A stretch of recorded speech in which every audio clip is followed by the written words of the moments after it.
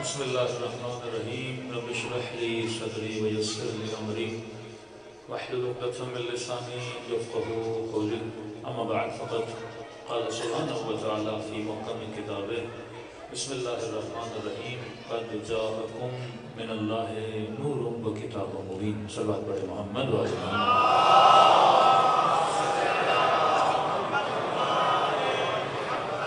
سب سے پہلے دعا ہے پروردگار عالم ہم سب کی عبادتوں کو اپنی بارگاہ میں قبول فرمائے، اور جو مقصد زندگی لے کر وہ چاہے محفل جشن ہو یا مجلس عزا ہو، جو مقصد حیات لے کر یہاں پہ آتے ہیں، خدا ہم سب کو ان مقاصد میں کامیابی عطا فرمائے۔ اللہ کی سب سے بڑی نعمت جو اس زمانے میں خدا نے اہل بیت کے چاہنے والوں کو دی، وہ نعمت محبت محمد و آل محمد۔ آج اگر خدا کسی کو باکمال بنانا چاہے تو اسے محبت محمد و آل محمد عطا کرتا ہے۔ دیکھیے ہمارے بدن کی کوئی قیمت نہیں ہے، لیکن جب اس کی نسبت اہل بیت سے ہوتی ہے، آپ اٹک سے پیدل لاہور جاؤ، ان قدموں کی کوئی قیمت نہیں ہے، لیکن یہی قدم اگر پیدل نجف سے کربلا جائیں تو کہا کہ ان قدموں کی خاک سے ملائکہ اپنے بروں کو مس کیا کرتے ہیں۔ حدیث نے تو یہ کہا النظر الی وجہ علی عبادہ، علی کے چہرے کو دیکھنا عبادت ہے۔ پھر معصوم کہیں اگر تیرا چہرہ نجف علی کی زیارت کو جائے اور یہ چہرہ واپس اٹک واپس آئے تو کہ اس چہرے کو 3 دن تک دیکھنا عبادت ہے۔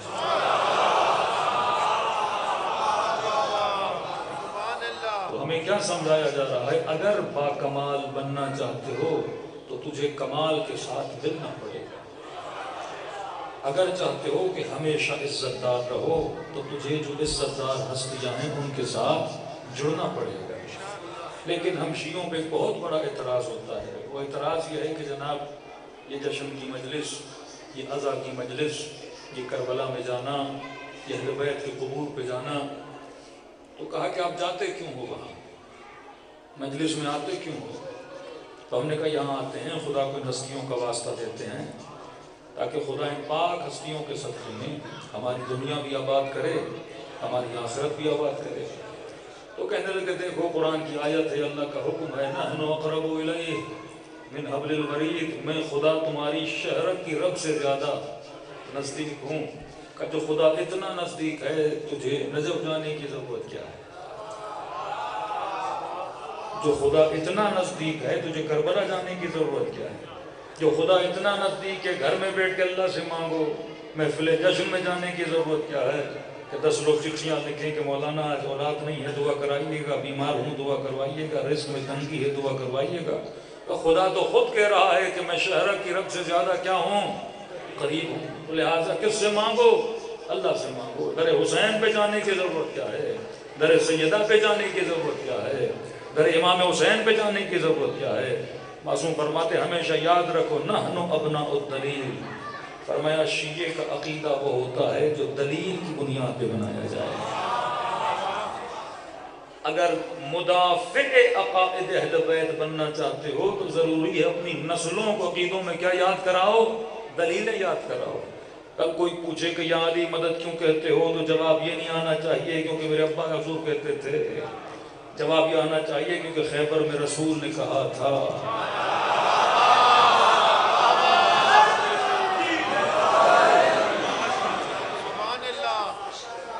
قرآن کی آیت کے مطابق دلیل دینی چاہیے، کیونکہ دلیل ہوگی تو آپ مذہب کا کیا کرو گے؟ دفاع بھی کر سکو گے، حفاظت بھی کر سکو گے۔ تو شیعہ کبھی لڑتا نہیں، جھگڑتا نہیں۔ معصوم فرماتے ہیں لڑتا وہ ہے، گالم گلوچ وہ کرتا ہے جس کے پاس دلیل نہیں ہوتی۔ فرمایا تمہاری پیدائش میں بھی دلیل ہے، تمہارے عقیدے میں بھی دلیل ہے، تمہارے مکتب میں بھی دلیل ہے، جسے تم نے امام بنایا اس کے امام بننے میں بھی دلیل ہے۔ کسی نے امیر المومنین سے پوچھا کہ مولا عقل مند کی تعریف کیا ہے؟ امام نے خوشی سے کہا، فرمایا سب سے زیادہ اگر کائنات میں کوئی عقل مند ہے وہ علی بن ابی طالب کا شیعہ ہے۔ بولا دلیل تو دیجئے کہ شیعہ عقل مند کیوں ہے؟ امام فرماتے ہیں عقل مند کی ایک نشانی بتا دوں، فرمایا عقل مند کا پتہ عقل مند کے چناؤ سے چلتا ہے۔ آج آپ پتہ لگانا چاہو کہ میں عقل مند ہوں یا بے وقوف ہوں، بولا فرماتے دیکھ لو تمہارا چناؤ کیا ہے، تمہارا انتخاب کیا ہے، انگلش میں بولیں تو تمہاری سلیکشن کیا ہے۔ کہ مولا پھر شیعہ عقل مند کیوں ہے؟ کہ وہ عقل مند نہیں تو کیا ہے؟ جس نے اپنا امام علی کو چنا۔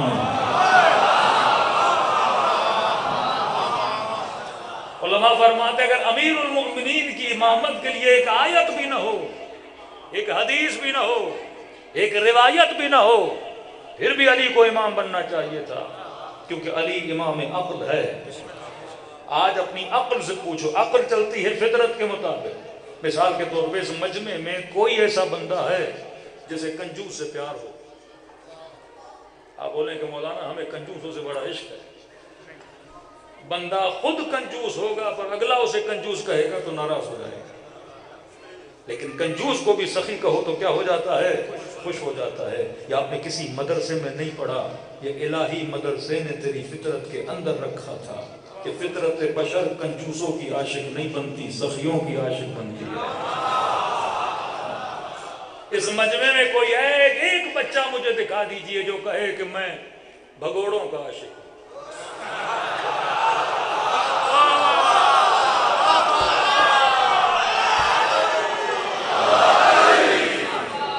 دیکھیے اگر طریقے اہل بیت سے چلیں گے تو بڑی آسانی سے پوری دنیا کو ہدایت دے سکتے ہیں۔ ہمارا مسئلہ یہ ہے کہ ہم نام لیتے ہیں، ہمارا مسئلہ یہ ہے کہ ہم نام لیتے ہیں۔ قرآن کہتا ہے نام نہیں لو، صفت بتاؤ۔ قرآن کیا کہتا ہے؟ کیا بتاؤ؟ صفت بتاؤ۔ نام بتانے کی ضرورت نہیں ہے، کیونکہ اللہ نے فطرت کے اندر فیصلہ کیا ہے کہ تو نے عاشق کس کا بننا ہے، تم نے محبت کس سے کرنی ہے، تم نے نفرت کس سے کرنی ہے۔ یہ دنیا کے کسی مدرسے میں نہیں سکھایا گیا، آپ کی فطرت میں تھا۔ ہر بندہ سخی سے کیا کرتا ہے؟ محبت کرتا ہے۔ ہر بندہ بہادر سے کیا کرتا ہے؟ محبت کرتا ہے۔ کوئی بھی بندہ ظالم کا عاشق نہیں ہوتا۔ ہر بندے کے دل میں مظلوم کے لیے کیا ہوتی ہے؟ حمایت ہوتی ہے۔ اب جتنی صفات کمال ہیں انہیں جمع کرتے جاؤ۔ عقل کہے گی شجاع سے محبت کرو۔ دیکھیں ایک مناظرہ ہوا تھا نا، دعا بھی کیجئے یاسین قادری صاحب کے لیے، بیچارے زندان میں ہیں، اللہ انہیں رہائی عطا کرے۔ سارا بغض اس ایک جملے کی وجہ سے، سارا بغض ایک جملے کی وجہ سے۔ انہوں نے کہا کہ کچھ مسلمان جنگ احد میں بھاگ گئے تھے، تو ساتھ میں بیٹھے والے مفتی نے کہا کہ آپ غلط کہہ رہے ہیں اور آپ توہین کر رہے ہیں۔ اب کئی لوگوں نے کہا کہ یہ کیسی بات ہے توہین کر رہے ہیں؟ وہ جو مفتی کہہ رہا ہے توہین کر رہے ہیں اپنی جگہ صحیح ہے، کیونکہ اس کی فطرت میں بھی عشق کمال کے ساتھ ہے۔ وہ جسے مان رہا ہے اسے کیا سمجھ رہا ہے؟ با کمال سمجھ رہا ہے۔ اب اگر آپ کسی ایسی صفت کا ذکر کرو گے جو صفت کمال نہیں ہے، بھاگنا کمال تھوڑی ہے، میدان کو چھوڑنا کمال تھوڑی ہے۔ بھائی آپ کا باپ بھی اگر بھاگ گیا ہو، کوئی بولے آپ کا باپ بھاگ گیا تھا، اچھا لگے گا؟ کسی کا باپ نشئی ہو اور 4 لوگوں میں بولو اس کا باپ نشئی ہے، اچھا لگے گا؟ کیونکہ باپ سے کیا ہے؟ محبت ہے۔ آپ نہیں چاہو کہ اس کے ساتھ کسی ایسی صفت کو جوڑا جائے جو صفت کمال کی صفت نہیں ہے۔ اس نے جو وہاں پہ اعتراض کیا وہ فطری اعتراض تھا، کیونکہ وہ صفت کو کمال نہیں مان رہا تھا، اور جس سے محبت کرتا تھا اسے باکمال مانتا تھا۔ یہ کنفیوژن مسلمانوں میں بڑا ہے، جیسے مانو وہ باکمال، جو صفت ہے وہ کمال کی ہے ہی نہیں۔ تو کہا کہ آپ جو کہہ رہے ہو وہ صحیح نہیں کہہ رہے۔ انہوں نے کہا میں لفظ بدل دیتا ہوں، کہتا ہوں بھاگے نہیں تھے، تشریف دکھا کر چلے گئے۔ تو کہا کہ ہاں یہ جملہ صحیح ہے، کیونکہ یہ لفظ ادبی اعتبار سے تھوڑا باکمال لفظ ہے کہ فلاں تشریف لے کر آیا، فلاں تشریف لے کر چلا گیا۔ تو فطرت میں اللہ نے ایک چیز رکھی ہے، فطرت عاشق کمال ہے۔ سخاوت کمال کو بولتے ہیں، شجاعت کمال کو بولتے ہیں، بہادری کمال کو بولتے ہیں، اچھے حسب و نسب کا ہونا کمال کو بولتے ہیں۔ اب اگر آپ اپنی عقل سے پوچھو کہ امام کسے ہونا چاہیے، جتنے آپشن ہے سامنے رکھو، تو عقل کہے گی امام اسے بنا جو سب سے بڑا بہادر ہو، امام اسے بنا جو شجاع ہو۔ ٹی وی پر مناظرہ موجود ہے، گفتگو موجود ہے۔ قاری حنیف قریشی صاحب اینکر نے کہا کہ رمضان کے دن تھے، کہا کہ اصحاب رسول میں سب سے بڑا شجاع کون تھا؟ انہوں نے کہا بلا اختلاف سارے مانتے ہیں سب سے بڑے شجاع کا نام کیا تھا؟ علی ابن ابی طالب۔ ضربت علی یوم الخندق یفضل من عبادت الثقلین، شب ہجرت موت کے بستر پہ سونے والے کا سب سے بڑا عالم کون تھا؟ فوراً کہا کہ علی ابن ابی طالب۔ نبی نے فرمایا انا مدینۃ العلم وعلی بابها، کہ حسب کے اعتبار سے کہ بہترین حسب بہترین نسب علی ابن ابی طالب، کہ بچے کا علی جیسے بچے کسی کے نہیں، الحسن والحسین سیدہ شباب اہل جنت، کا زوجہ علی کی زوجہ جیسی کسی کی زوجہ ہی نہیں، کا علم میں علی، حسب میں علی، نسب میں علی، شجاعت میں علی، ہر شے میں بولتا گیا علی۔ تو کہا کہ قبلہ ایک سوال کرو، یہ بتائیے چاروں میں افضل کون ہے؟ آپ نے علم میں بھی پہلا رکھا، شجاعت میں بھی پہلا رکھا، حسب میں بھی پہلا رکھا، نسب میں بھی پہلا رکھا، کہ چار اکابر امت ہیں، ان میں سب سے افضل کون ہے؟ یہاں پہ کہتے ہیں کہ ہمارے بڑوں نے کہا ہے، بڑوں کی ایک ترتیب ہے کہ علی ابن ابی طالب فضیلت کے اعتبار سے یہاں چوتھے پر ہیں، اور یہ ترتیب ہمارے یہاں بنائی گئی ہے۔ یہاں امیر المومنین فرماتے خدا کا شکر کرو، خدا نے تجھے عقل مند بنایا۔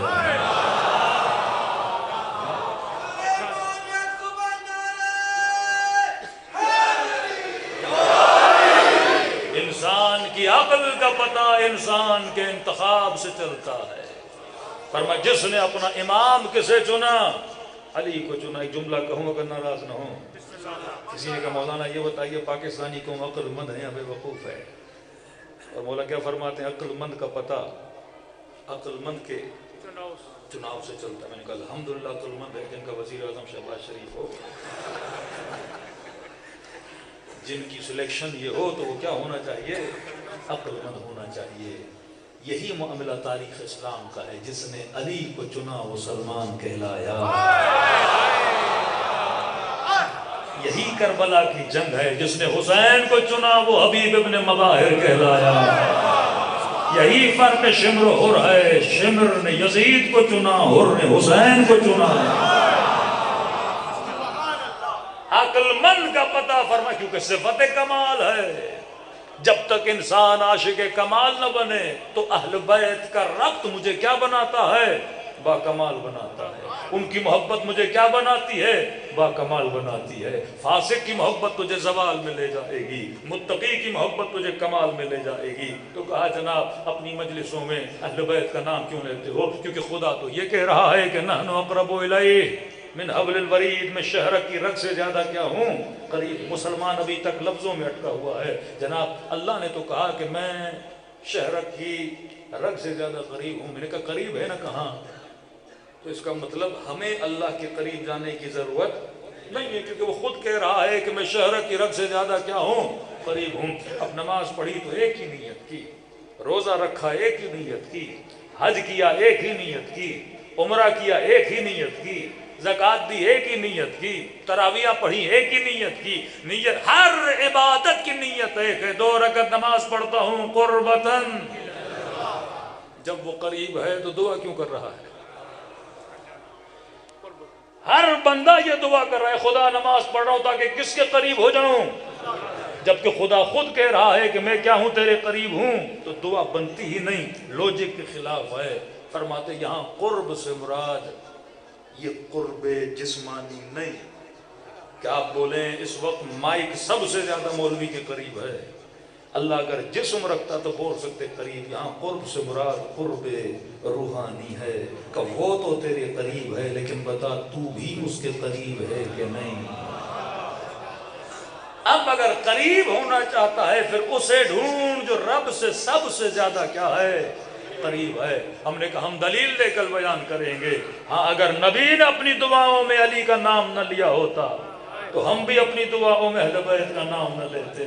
اگر اللہ نے نہ کہا ہوتا مجھے محمد کا واسطہ دو، ہم کبھی رسول کا واسطہ نہ دیتے۔ اہل سنت کی کتاب ہے، نام ہے مروج و ذہب، ملتا رسول خدا بیٹھے تھے۔ جس طرح آج سے لوگ آتے ہیں دعا مانگنے کے لیے، نبی کی قبر پہ جاتے ہیں، کربلا جاتے ہیں، اولیاء اللہ کا واسطہ دیتے ہیں۔ جب نبی خود تھے اس وقت امت آتی تھی، کہتے بیمار آیا، پریشان آیا، بے اولاد آیا، قرض دار آیا، یا رسول اللہ آج میرے حق میں دعا کیجئے۔ کہتے نبی جب بھی دعا کرتے تھے، نبی کے دعا کرنے کا انداز ایک تھا، کس انداز میں دعا کرتے تھے، اہل سنت کی کتاب ہے۔ فرمایا نبی جب ہاتھوں کو بلند کرتے تھے، بیمار کے لیے، پریشان کے لیے، قیدی کے لیے، اسیر کے لیے، جب بھی دعا کی اس طرح سے دعا کی، اللہم ارحم علی فلان بحق علی، اے خدا فلاں پر رحم کر، کس کے صدقے میں؟ علی کے صدقے میں۔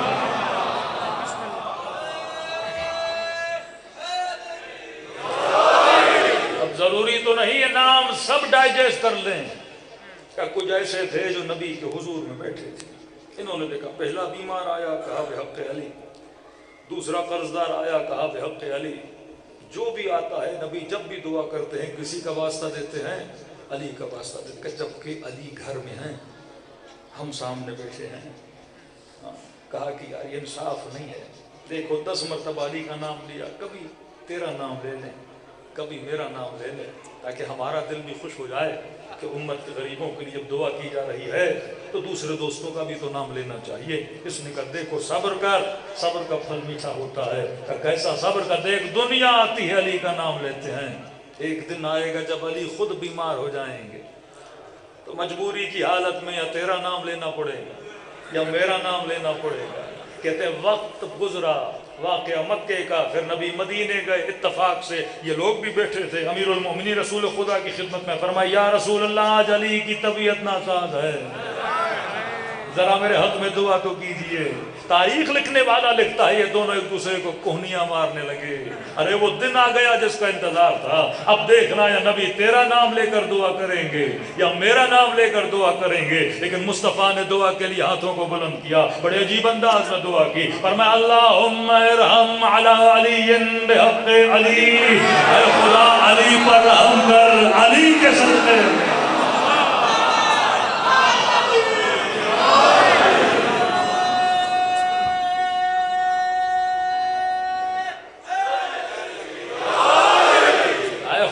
علی پر رحم فرما، کس کے صدقے میں؟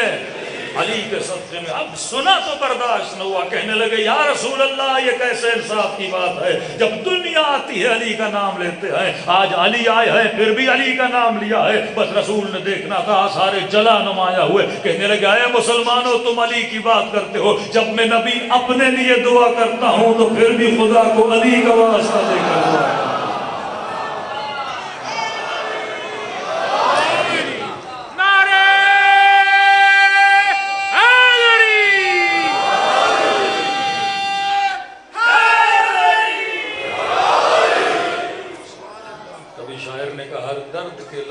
سجا ہے دوا کا نام، حاجت سے پوچھ لے کبھی حاجت روا کا نام، اگر تجھ کو یقین نہیں تو آزما کے دیکھ، مشکل کی موت ہے میرے مشکل کشا۔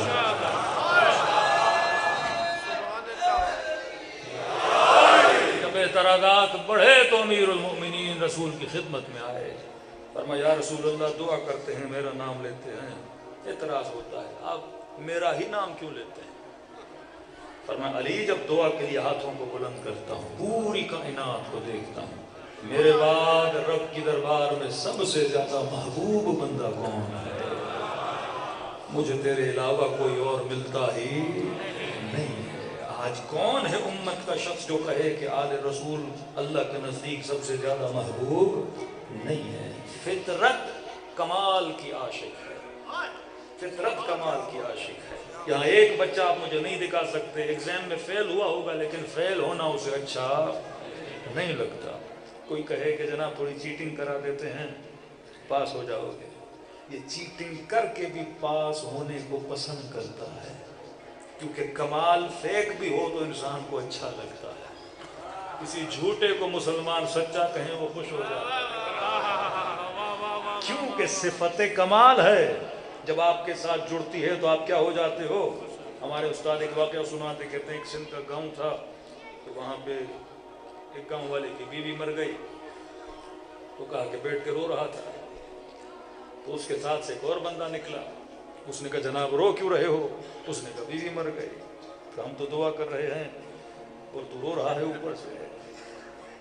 تو کہا بیوی کے جانے پہ نہیں رو رہا، کہ کس پہ رو رہے ہو؟ کہ مر گئی ہے، پیسہ نہیں ہے، اتنے لوگوں کو دعوت دینی ہے، کھانا کہاں سے کھلاؤں، پیسے نہیں۔ اب یہ تھا میراثی، میراثی پنجاب میں ہوتے ہیں کہ نہیں مجھے نہیں پتا. اس نے کہا تجھے مانگنا نہیں آتا. کہ کیا مطلب؟ کہ ہمارے گاؤں کا وڈیرا ہے، اس سے جا کے مانگو، اتنی زمینیں ہیں، پیسے ہیں، مال ہے، دولت ہے. کہ وڈیرا اتنا کنجوس اپنی مرغی کسی کو نہ دے، اور آپ کہتے ہو میں جا کے بیل مانگو. کہ یہی کہہ تو رہا ہوں میراثی نہیں ہو، تجھے مانگنا نہیں آتا. دیکھو مانگنے کا بھی طریقہ ہوتا ہے. کئی لوگ کربلا جاتے ہیں، ہر کسی کو نہیں ملتا. کئی لوگ رب کے دربار میں بیٹھتے ہیں، ہر کسی کو عطا نہیں ہوتا. یہ تو ہنر ہے، مانگنے کا ہنر. کہ کیا مطلب؟ کہ میرے ساتھ آؤ، میں تجھے بیل دلاتا ہوں. اس نے کہا ہو ہی نہیں سکتا. کہا آؤ تو صحیح. پوچھتے پوچھتے وڈیرے صاحب کہاں ہیں پتہ چلا اپنی زمینوں پہ کھڑے ہیں. تقریباً کوئی فاصلہ تھا، لیکن اتنا فاصلہ کہ وڈیرا اس کی آواز کو سن سکے. اس نے کہا چپ کر کے خاموش رہو، اگر بیل چاہیے. کہا جی. اس نے دور سے کہا تجھے نہیں پتا اس وڈیرے کا دادا کتنا سخی تھا.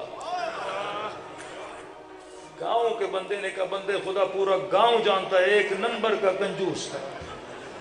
مولا علی فرماتے کنجوس نہ علی کو اچھا لگتا ہے، نہ بیوی کو اچھا لگتا ہے. کہ کیسی تعریفیں؟ کا بیل چاہیے کہ نہیں چاہیے؟ کہا وہ تو چاہیے. کہ پھر چپ کر کے سنو. کہ اس کا دادا اتنا سخی تھا، گاؤں میں جس کو جو مسئلہ ہو اس وڈیرے کا دادا دیتا تھا. کہ پھر چند قدم اور آگے بڑھا. پھر کہا کہ دادا تو دادا، اس وڈیرے کا بابا بڑا سخی تھا. کسی کی زمین کا مسئلہ وہ اس نے دے دیا، کسی کے بیل مر گیا اس کی جگہ پہ دے دیا، کسی کو پیسوں کا مسئلہ تھا دے دیا. کہا بہت تعریفیں ہو گئی، اب جا کے بیل مانگے. کہا ابھی بھی نہیں. تھوڑا اور آگے بڑھا. کہ دادا تو دادا تھا، بابا تو بابا تھا. یہ وڈیرے نے سخاوت میں دونوں کو پیچھے چھوڑ دیا. اس کے در سے آج تک کوئی خالی ہاتھ نہیں گیا. اس نے کہا اتنی تعریفیں کر دی، اب تو بس کرتے کہ تھوڑی دیر ٹھہر، 4-5 جملے اور بولے. تو وڈیرے نے اپنی مونچھوں کو اکتاؤ دیا. اس نے کہا تیرا کام ہو گیا.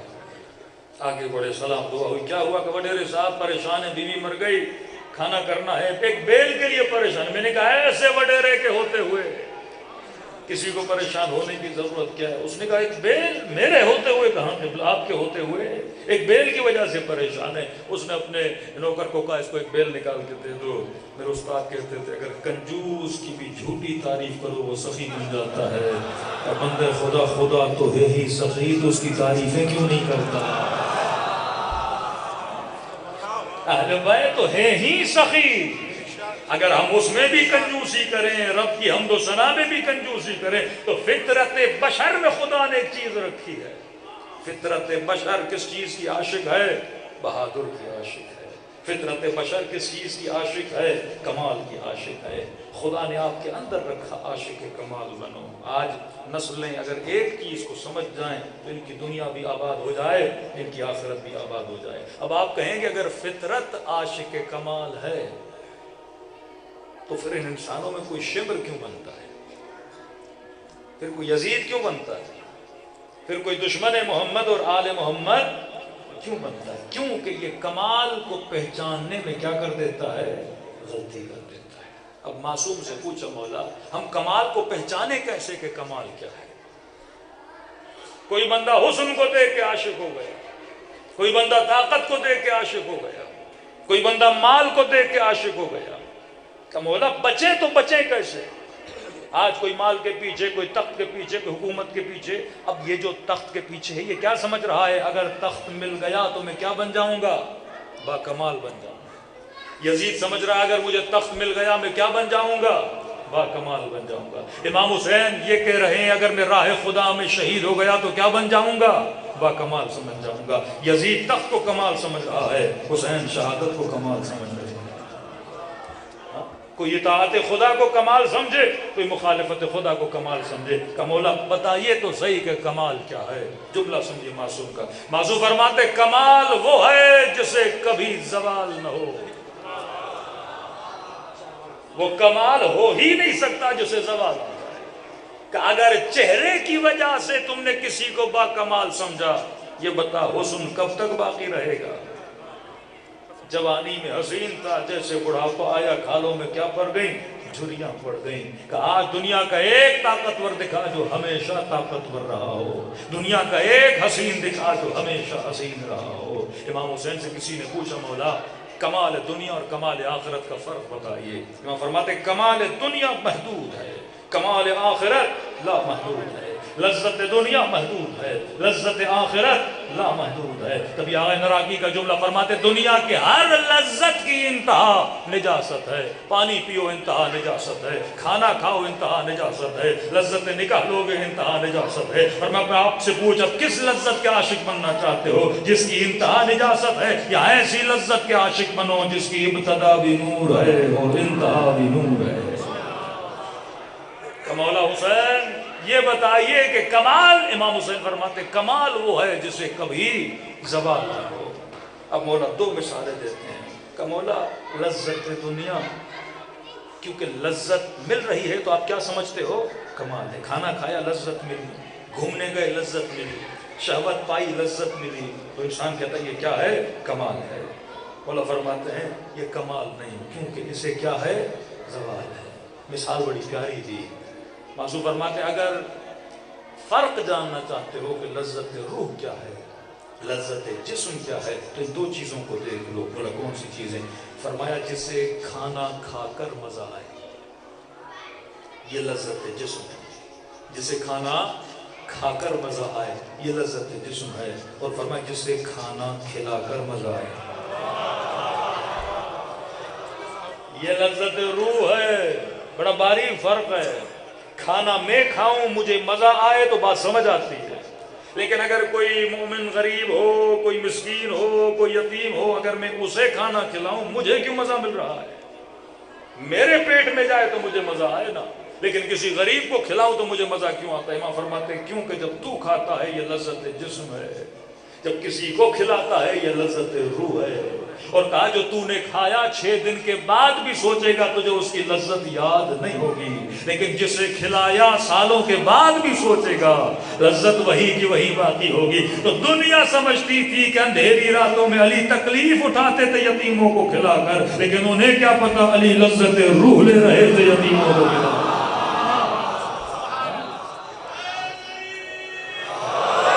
زندہ دلیل دوں، اگر خدا نہ خواستہ کسی کا باپ مر جائے، بیٹا مر جائے، غم ہے، بندہ جب جنازہ اٹھائے گا کتنا روئے گا، لیکن یہ غم کیا ہمیشہ ویسے کا ویسا رہتا ہے؟ 1 سال کے بعد، 2 سال کے بعد، 3 سال کے بعد غم کیا ہوتا جاتا ہے؟ کم ہوتا جاتا ہے، کیونکہ یہ غم بھی دنیا کا غم ہے، لیکن نہ حسین کے غم کو زوال ہے، نہ ان کی محبت کو زوال ہے۔ 70 80 سال کے بزرگ یہاں بیٹھے ہیں، ہے کوئی بندہ کہے کہ پچھلی محرم میں جتنا رویا تھا اس محرم میں غم پرانا ہو گیا؟ ہر سال غم ایسے تازہ ہوتا ہے جیسے خاک شفاعت حسین کا خون تازہ ہوتا ہے۔ نہ تو ان کا غم پرانا ہوتا ہے، نہ ان کی خوشیاں پرانی ہوتی ہیں، نہ ان کی محبت کی لذت پرانی ہوتی ہے۔ پوری دنیا گھوم کے سوچو گے مزہ نہیں ملے گا، لیکن جو ایک مرتبہ کربلا ہو کر آیا آج بھی سوچے گا زیارت کربلا اسے لذت دے گی، کیونکہ یہ کمال ہے، اور کمال کو کبھی زوال نہیں ہے۔ یہ چیز اپنی نسلوں کو سمجھاؤ کہ میرے لال مجلس حسین رکھی اسی لیے گئی تاکہ تجھے کیا بنایا جائے؟ عاشق کمال بنایا جائے۔ ایک سائیکلوجیکلی بات کر رہا ہوں، امیر میں فرماتے من عرف نفسہ فقد عرف ربہ، جس نے خود کو پہچانا اس نے خدا کو پہچانا۔ مسلمانوں نے سب سے بڑی غلطی یہ کی، انہوں نے اپنے بچوں کو معرفت النفس کا علم دیا ہی نہیں، کہ اگر دشمن شناس نہیں بنو گے تو دشمن سے بچو گے کیسے؟ ہم نے اس بچے کے ہاتھ میں موبائل بھی دیا، ٹی وی بھی دی، نیٹ فلکس بھی دیا، ٹک ٹاک بھی دیا، فیس بک بھی دیا، انسٹاگرام بھی دیا، لیکن اسے یہ سکھایا نہیں کہ تم نے عاشق کس کا بننا ہے، اسے سکھایا نہیں کہ دنیا زوال کے لیے نہیں ہے، کمال کے لیے۔ لیکن دنیا کا خاصہ ہے، اسے کمال ملتا ہے، لیکن کمال کے بعد کہاں جاتی ہے؟ زوال کی طرف۔ دنیا میں کوئی چیز رکتی نہیں ہے، چھوٹا سا دانہ ہے، مٹی میں ڈالو، پانی دو، دانہ حرکت کرتا ہے کمال کی طرف، شاخہ نکلتا ہے، درخت بنتا ہے، پھل دیتا ہے، کیا بن جاتا ہے؟ با کمال بن جاتا ہے۔ شکم میں بچہ نطفہ ہو، مضغہ ہو، علقہ ہو، بچہ بنتا ہے، پیدا ہوا چھوٹا تھا، آہستہ آہستہ کیا بنتا جاتا ہے؟ با کمال بنتا جاتا ہے۔ لیکن یہ جسم ہے، یہ کمال پہ پہنچنے کے بعد پھر سفر زوال کو شروع کرتا ہے، یہ جوانی کے بعد بڑھاپے کی طرف جاتا ہے، حسین سیب لاؤ گے پھر گندا ہو جاتا ہے، بہترین آم لاتے ہو پھر بدبودار بن جاتا ہے، تازہ تازہ خوشبودار پھول لاتے ہو پھر یہ خوش بن جاتا ہے، خوشبو ختم ہو جاتی ہے۔ تو دنیا مجھے کیا میسج دیتی ہے؟ ہاں میں باکمال ہوں لیکن ہمیشہ باکمال نہیں ہوں، لیکن تو جس کا عاشق بن وہ ایسا ہو جسے کبھی زوال ملے ہی نہ، جس کا حسن کبھی ختم ہو ہی نہ، جو یہاں پر بھی مومنوں کا امیر ہو قیامت میں بھی مومنوں کا امیر ہو۔ کیوں کہا کربلا گیا تو کربلا کیا ہے؟ مومنوں کی جنت ہے۔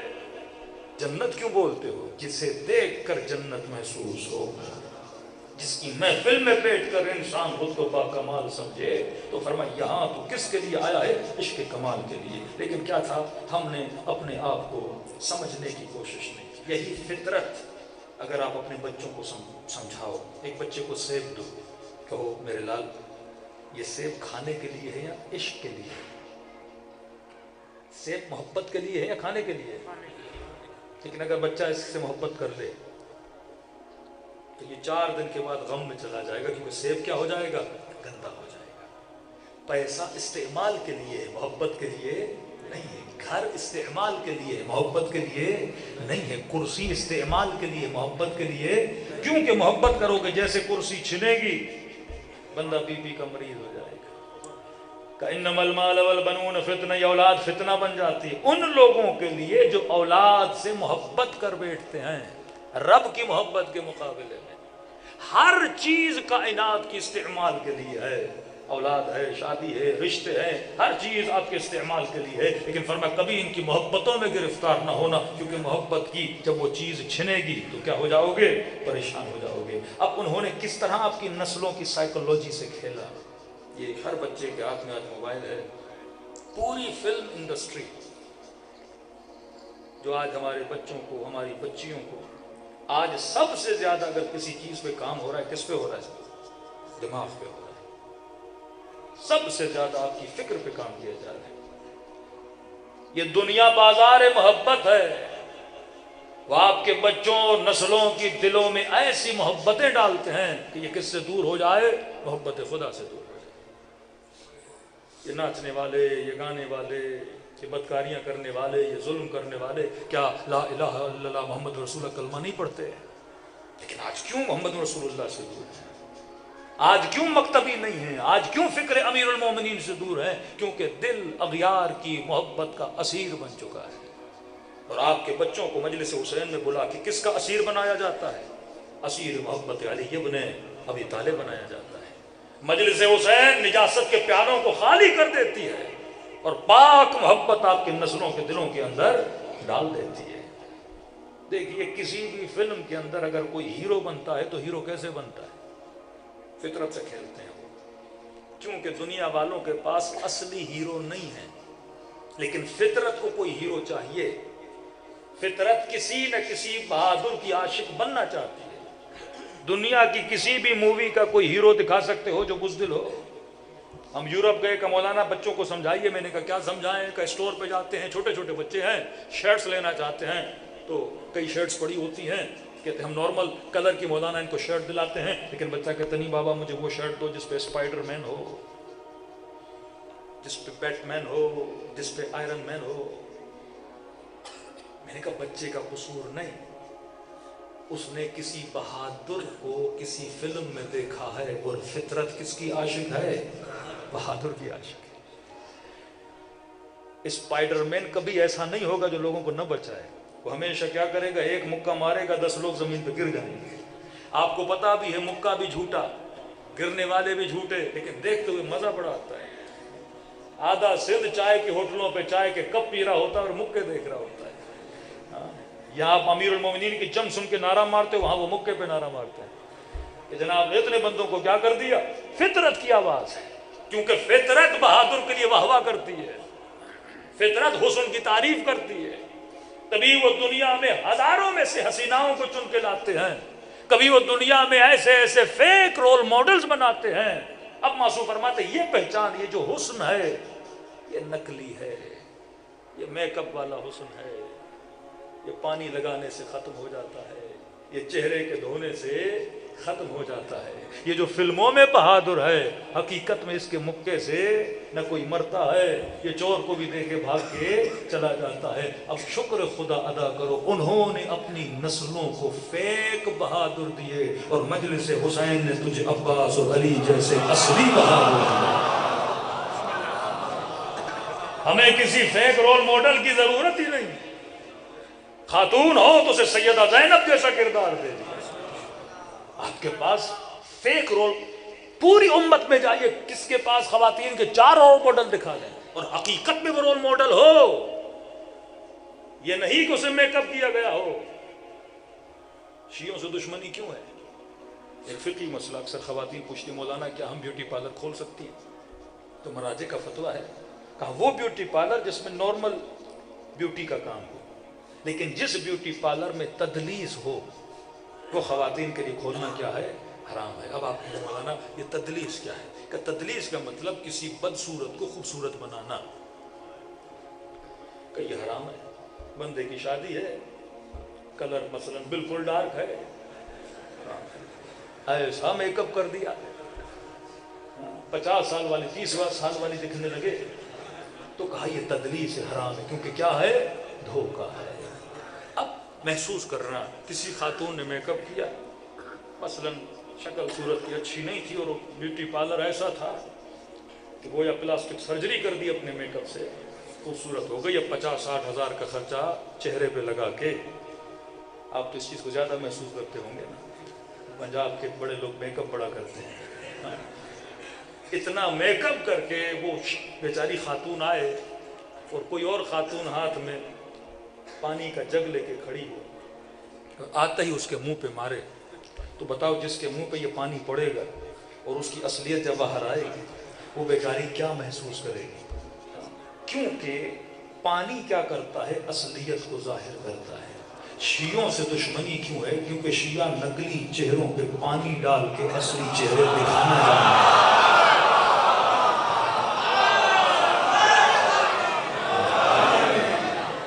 ہمیں ہے کوئی خوف کہ ہم نے امیر المومنین کو مانا، کل کوئی امیر المومنین کے لیے کچھ جملہ کہے؟ ہم کہتے علی بہادر تھے اور تاریخ میں ہے کہ بہادر تھے۔ وہاں میک اپ جو مفتیوں نے کیا ہوا ہے، آدھی بنو امیہ پہ کیا کیا ہوا ہے؟ میک اپ کیا ہوا ہے۔ آدھے لوگوں پہ سارے مفتی دن رات کیا کر رہے ہیں؟ تدلیس کا کام کر رہے ہیں، میک اپ کا کام کر رہے ہیں، اور حسین کی مجلس جب ہوتی ہے تو سارا میک اپ اتار دیتی ہے۔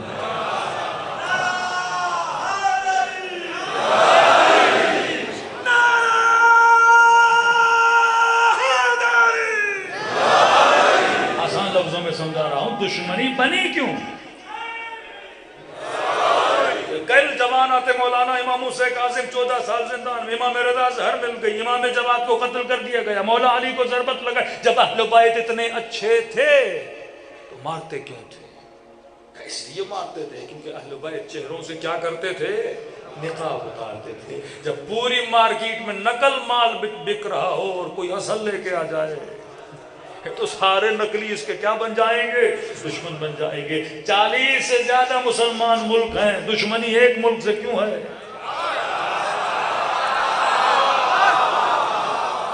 کبھی سوچا کرو۔ اب آپ بولو کیونکہ وہ کلمہ پڑھتے ہیں اس لیے دشمنی ہے، اب آپ بولو کیونکہ وہ نماز پڑھتے ہیں اس لیے، نماز تو سارے 40 کے 40 پڑھتے ہیں، حج عمرہ زکوٰۃ خیرات تراویح سارے کر رہے، اس ایک سے دشمنی کیوں ہے؟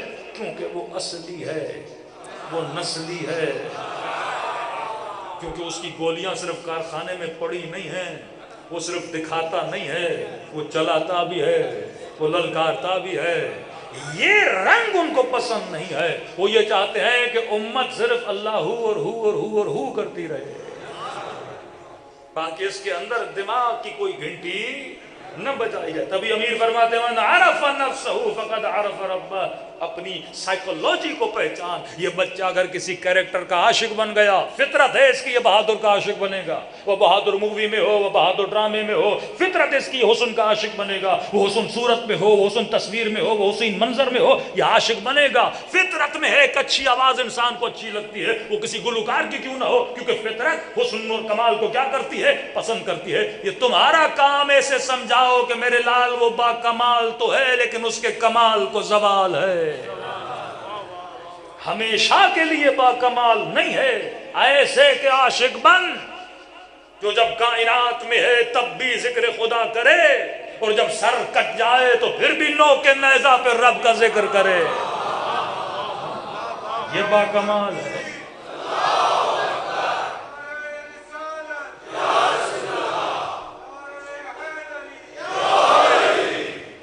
ذکر کر رہا ہے لیکن نو کے نیزہ پہ بھی کیا کرے؟ رب کا ذکر کرے۔ جو جس خاک میں دفن ہو وہ خاک خاک شفا بن جائے، جو جس جون کے لیے دعا کرے اس کے بدن سے خوشبو آنے لگے، یہ کمال ہے۔ ہم تو مر جائیں تو بدن بدبو دینے لگے، لیکن جو باکمال ہے دنیا میں بھی باکمال، آخرت میں باکمال بھی۔ دوسرا ٹاپک، بس 10 سے 15 منٹ آپ کو زحمت دوں گا۔ آج کوشش یہ ہے کہ آپ کی نسلیں صرف کیا کریں؟ ذکر کریں، کیونکہ 40 ملک ذکر خدا تو ہو رہا ہے نا، کہیں بند تو نہیں ہوا۔ مکہ، مدینہ، تراویح، نمازیں، پورا زور مسلمان کا اور مفتی کا کیا ہے؟ ماہ مبارک رمضان آنے والا ہے، کوشش ہے کہ پورے قرآن کو 30 دنوں میں اپنی تراویحوں میں کیا کیا جائے؟ پڑھا جائے۔ اتنی اسپیڈ سے کہ نہ سننے والے کو پتا ہے کیا چل رہا ہے، نہ پڑھنے والے کو پتا ہے کہ میں کیا پڑھ رہا ہوں۔ وہ کہتے ہیں ذکر کرو، ہمیں ذکر سے کوئی خطرہ نہیں ہے، دن رات ذکر کرتے رہو۔ ملتان چلے جائیے، 4 5 منزلہ بلڈنگیں بنائی گئی ہیں جہاں اللہ ہو اور ہو اور ہو کا ذکر لگا ہوا ہے۔ آج تک دیکھ لو اس پہ پابندی لگے نہیں لگتی، کیونکہ دشمن کو ذکر سے خطرہ نہیں، دشمن کو فکر علی سے خطرہ ہے۔ ہم تو تھے ہی فکر والے، ہم خالی ذکر والے نہیں تھے۔ 1400 سال سے امت کیا کرتی رہی؟ ذکر کرتی رہی، ذکر کرتی رہی، ذکر کرتی رہی۔ نماز پڑھو، روزہ رکھو، حج کرو، قرآن پڑھو، قرآن پڑھو۔ کیا یہ قاری قرآن نہیں تھے جو قاتل اہل بیت بنے؟ کہ یہ حافظ قرآن نہیں تھے جو قاتل امیر المؤمنین بنے؟ تو صرف ذکر سے انسان کو ہدایت نہیں ملتی جب تک انسان کس کو بلند نہ کرے؟ فکر کو۔ آئے قراتی کا جملہ یاد رکھنا، فرماتے ہیں کہاں یا علی کہنا اور کہاں علی کے ساتھ رہنا۔ دنیا کا آسان ترین کام ہے علی کہنا، یہ بھی کمال ہے، لیکن اس سے با کمال بننا چاہتے ہو تو علی کے ساتھ رہنا سیکھو۔ میں نے ایک حقیقت بھی بتائی لیکن لطیفہ بھی ہے، جشن کی مجلس ہے تو بیان بھی کر دو۔ تہران کے مولانا کہتے محرم کا مہینہ، اور مجلس پڑھنے کے بعد لیٹ نائٹ گھر گیا، گھر جانے کے بعد کیا دیکھا؟ کسی چور صاحب نے زحمت کی ہے اور گھر کے کمرے کا جتنا سامان ہے وہ صحن میں بڑی چادر بچھائی اور سارا سامان اس کے اندر کیا کیا ہے؟ جمع کیا ہے۔ کہتا میں نے کہا تہران کا مطلب یہ کہ مولوی بھی شیعہ، چور بھی شیعہ۔ اگر مجلس میں کسی کا موبائل نکل جائے تو بھائی جس کا نکلا وہ بھی مومن، جس نے نکالا ہوگا وہ بھی اپنا ہی ہوگا، سیدھی بات ہے۔ تو اس نے کہا کوئی بات نہیں، اہل بیت کا چاہنے والا ہے، چوری کی اگر عادت ہے، اللہ نے میرے دل سے کیا کر دیا؟ معاف کر دیا۔ کہتے صحن میں درخت تھا، میں درخت کے پیچھے چھپ گیا، میں نے کہا جتنا سامان اٹھانا ہے اٹھا کے لے جائے، یقیناً بیچارہ ضرورت مند ہوگا۔ مولانا کہتے ہیں گھر میں تھا کیا میرے پاس، لیکن اس کی لالچ ختم ہونے کا نام ہی نہیں لے رہی۔ اس نے کہا کہ نہیں، جو 4-5 کپ بھی ہیں وہ بھی مولوی کے لے کر جاؤ۔ کہا برتن اٹھائے، کپ اٹھائے، چمچ اٹھائے، قالیچے اٹھائے، جو ملا اسے اس نے کیا کیا؟ جمع کیا، اور اتنا سامان جمع کر دیا۔ آخر میں اس نے گٹھڑی کو باندھا، اب جب اٹھانے لگا تو گٹھڑی اٹھ ہی نہیں رہی، گٹھڑی اٹھ ہی نہیں رہی۔ ذکر کا عادی تھا، بچپن سے ماں نے ایک چیز سکھائی تھی، میرے لال جب چیزیں نہ اٹھیں تو ایک نام لیا کرو۔ اس نے کٹڑی اتارتے وقت کہا کہ یا علی مدد۔ مولوی صاحب کہتے ہیں یہاں تک میں نے برداشت کیا، لیکن جب کہا یا علی مدد اور وہ میرے گھر کا سامان یا علی مدد کہہ کے اٹھا رہا تھا، کہتے ہیں میں درخت سے جلدی فوراً پیچھے آیا اور میں نے کہا چور صاحب زحمت تو نے بڑی کی، لیکن یہ تو بتا میں نے حسین حسین کر کے جمع کیا، تو ایک یا علی کر کے سارا لے جائے گا؟ سوال پڑے بولا کہ شاید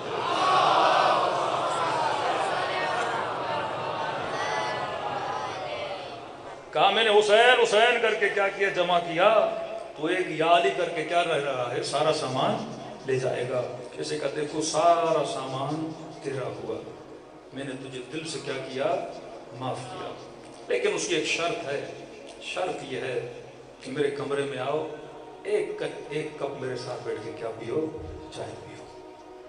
ابھی تو نے مجھے ذکر سنایا کہ ایک کپ چائے پیو، میں تجھے فکر علی سناتا ہوں. تھوڑی دیر کے لیے بیٹھا کر چوڑ کے بتا اہل بیت پاک ہیں کہ نہیں، ہر طرح کی نجاست سے دور ہیں کہ نہیں؟ ہر طرح کی نجاست سے دور ہیں. کہ پھر یہ بتا علی کا نام نجاستوں میں لیا جاتا ہے یا طہارتوں میں لیا جاتا ہے؟ بچے کو یہ تو سکھایا کہ اٹھتے بیٹھتے یا علی کہو، لیکن یہ بھی سکھاؤ یا علی کہاں کہو. کہ مولوی صاحب مجھے تو پتا ہی نہیں تھا، جب آپ کی دیوار بھی پھلانگ رہا تھا اس وقت بھی میں نے یا علی کہا تھا. کہ علی کا نام نجاستوں میں نہیں طہارتوں میں. ہمیں کئی لوگ درگاہوں پہ لے جاتے ہیں، مولانا چلیے فلاں ولی اللہ ہے اس کی آپ زیارت کریں. ہم نے کہا ٹھیک ہے. ایک درگاہ پہ گئے، زیارت کر کے باہر نکلے، چرس کی سلفیاں اور مولا علی کے نعرے لگ رہے ہیں. یہ وہ لوگ ہیں جنہیں ذکر کا پتہ ہے پر علی کی فکر کا پتہ نہیں. سلمان وہ تھا جسے فکر علی کا بھی پتہ تھا. کربلا میں دو طرح کے مسلمان ملیں گے، ایک کا نام حر ہے، ایک کا نام شمر ہے. ذکر حر بھی کرتا تھا، ذکر شمر بھی کرتا تھا. قرآن کی ایک سورت ہے سورہ حمد. سورہ حمد ایک دعا ہے جو ہر مسلمان پہ واجب ہے، اہدنا الصراط المستقیم. اب سوال ہے شمر نماز پڑھتا تھا کہ نہیں؟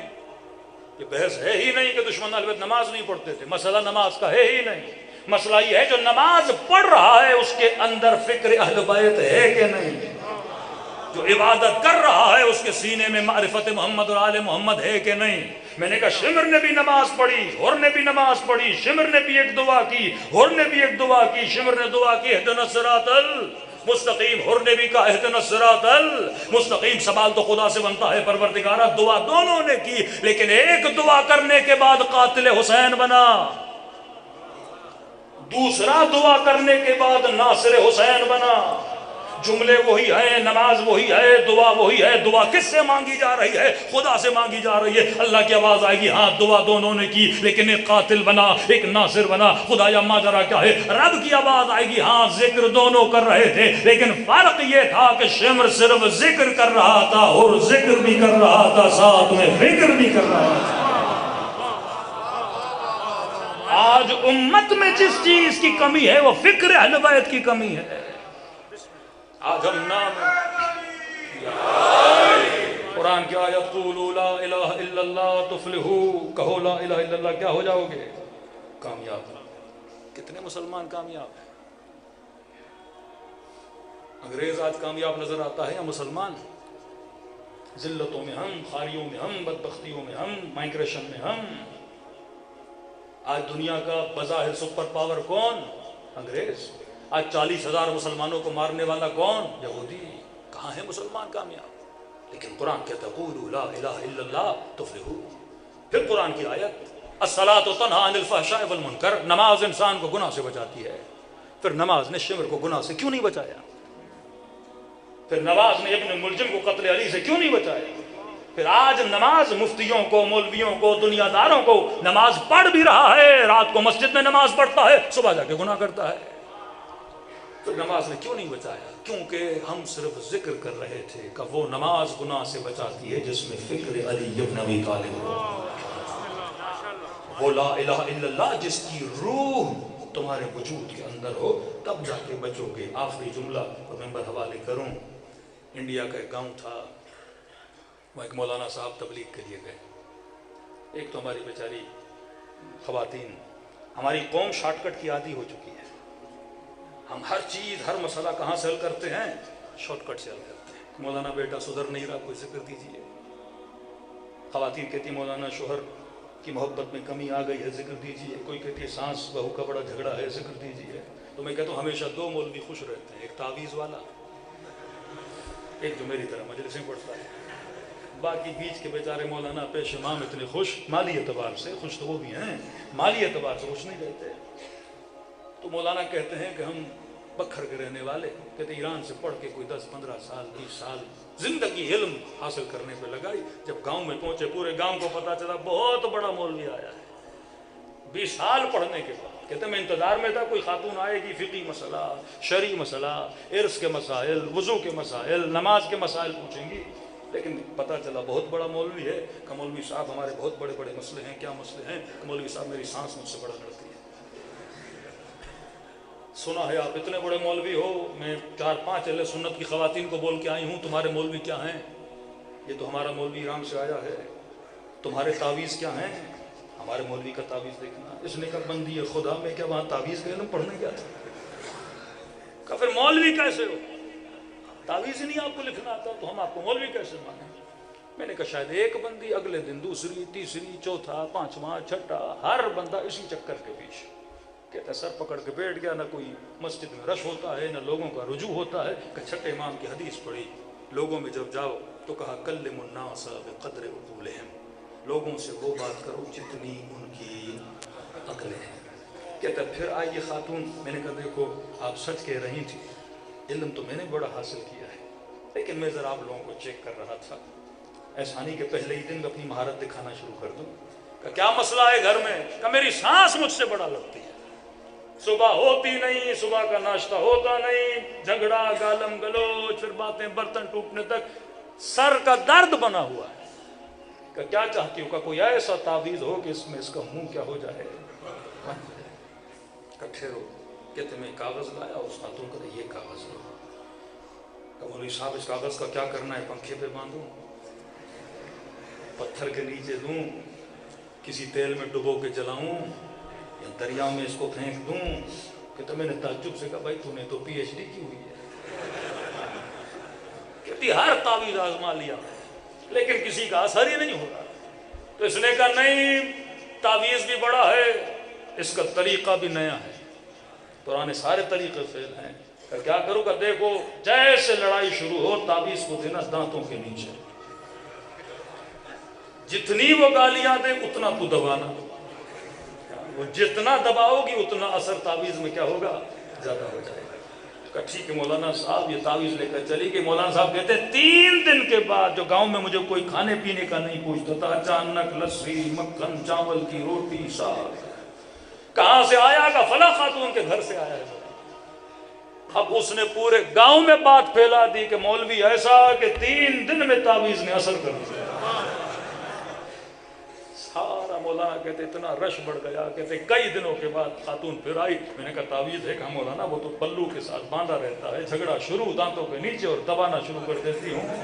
कहा ऐसा असर कोई 5-6 मिनट में असर दिखा देता है। का तावीज़ दो। उसने तावीज़ दिया। का तावीज़ खोलो। तावीज़ खोला, क्या देखा? कोरा कागज है, कुछ भी नहीं लिखा। उसी वक्त उससे में आगे मौलवी साहब मैंने इतनी आपकी पब्लिसिटी कर दी और मेरा इतना मजाक उड़ा दिया कि मुझे सफेद कागज दिया। कि यही तो मेरा कमाल है, लोगों के लिखे हुए असर नहीं करते।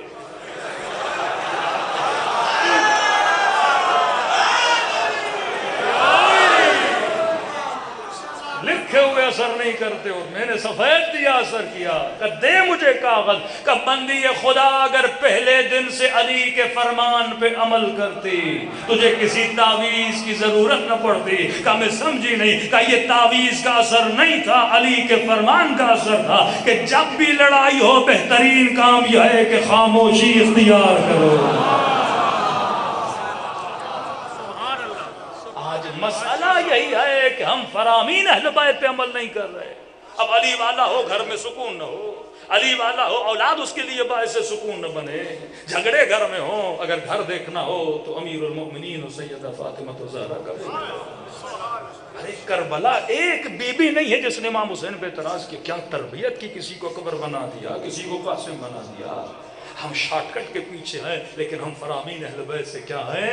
दूर हैं। सिर्फ लफ्ज नहीं, सिर्फ नाम अली नहीं, बल्कि फिक्र अमीरुल मोमिनीन को लिया करो। ये फिक्र है जो इंसान को क्या बनाती है?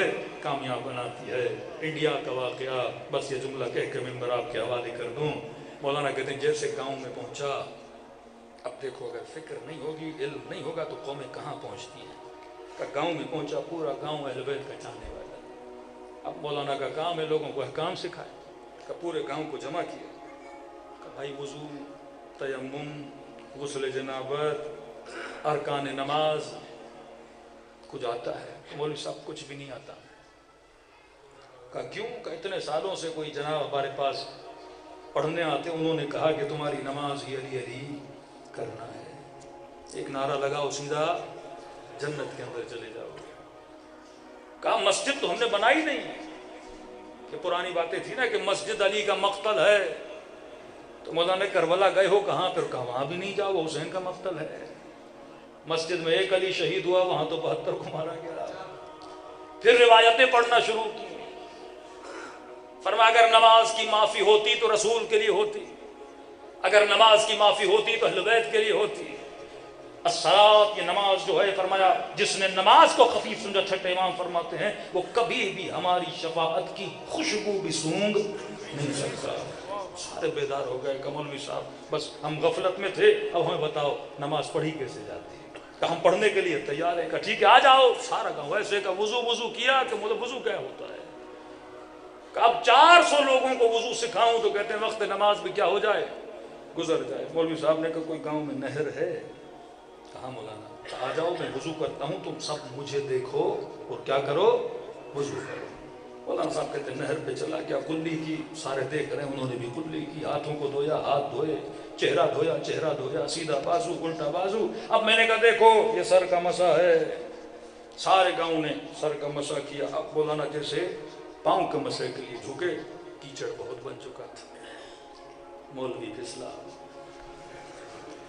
سیدھا بیچارہ نہر کے اندر۔ قوم تھی جاہل، قوم کیا تھی؟ جاہل۔ انہوں نے سمجھا وضو کا آخری حصہ یہ ہے، اس کے بجائے کہ مولوی کو نکالتے یہ سارے کے سارے نہر کے اندر۔ تبھی علماء کہتے ہیں جب جاہل قوم کے مولوی اور ذاکر پھسلتے ہیں تو پوری قوم پھسل جاتی ہے۔ لیکن تمہارے وجود میں علم ہوگا، کبھی کوئی تمہیں پھسلا نہیں سکے گا۔ حبیب کبھی نہیں پھسلا، سلمان کبھی نہیں پھسلا، جناب مقداد کبھی نہیں پھسلے، لیکن طلحہ پھسل گیا، زبیر پھسل گیا۔ یہ جنگیں جو دیکھتے ہو یہ پھسلے ہوئے مسلمان تھے۔ تبھی فرما علی مع الحق والحق مع علی، علی حق کے ساتھ ہے، حق علی کے ساتھ ہے۔ یہ نہ دیکھنا حق کہاں جا رہا ہے، یہ دیکھنا علی کہاں جا رہے ہیں۔ اگر پھسلنے سے بچنا چاہتے ہو، ایک نصیحت کر رہا ہوں، کم از کم ڈیلی 20 منٹ، میں فیس بک کو پلے صراط کہتا ہوں، چلتے جاؤ 20 گھنٹے، 4 گھنٹے۔ آج کاپی پہ کاؤنٹ کرنا کہ ڈیلی کتنے گھنٹے سوشل میڈیا استعمال کرتے ہو۔ کم از کم 20 منٹ اہل بیت کے فرامین پڑھو، 20 منٹ کوئی کتاب پڑھو، 20 منٹ کوئی تفسیر قرآن پڑھو، تاکہ وجود میں کیا آئے؟ علم آئے۔ علم آئے گا تو اہل بیت کے